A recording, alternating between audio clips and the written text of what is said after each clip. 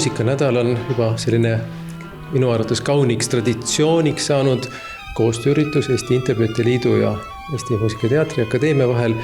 Ja mis on selles erilist? Me alati valime mõned meie väga olulised heliloojad, teeme nende autorikontserte ja leiame igale loole interpreedid, kes just seda lugu tahavad esitada.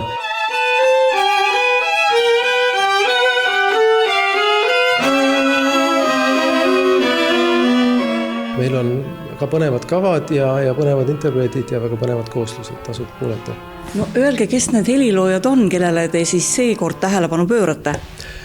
Meil on Urmas Sisask, Veljo Tormis, Heino Eller ja Arvo Pärt.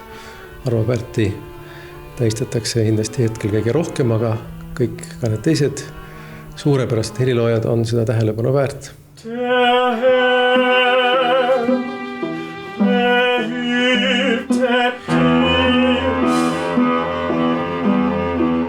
Mina osalen kontserdil, kus on siis Arvo Pärdi muusika, kus on selline kammerlikud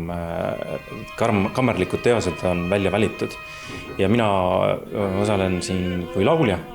Nii et minu jaoks Kirsti Orlil on muidugi see Arvo Pärdi muusika. Iga kontsert on natukene eriilmeline ja natukene nagu see Kirsti Orlil.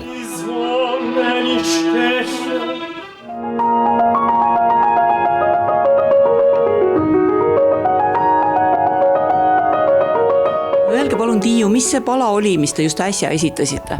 See oli isa lõunatäeva tsüklist pala nimega Kell ja alapealkiri on sellel Paisumine. No öelge, kas oma isa loomingut esitada on kuidagi selline teistsugune tunne ka, äkki vastutusrikkam? Ma nagu ei taha endale panna seda vastutuse koormat peale. Ma ei usu, et see isale ka meeldiks, aga kindlasti on seda teine tunne esitada.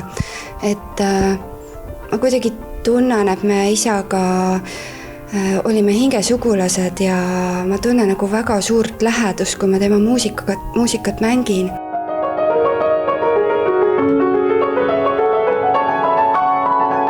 Vara lahkunud helilooja Urmas Sisaski loomingut saab kuulda juba 2. novembril, kuid Eesti muusikanädal avab Veljo Tormise autoriõhtu 1. novembril. Neile järgnevad Heino Elleri ja Arvo Pärdi autorikontserdid.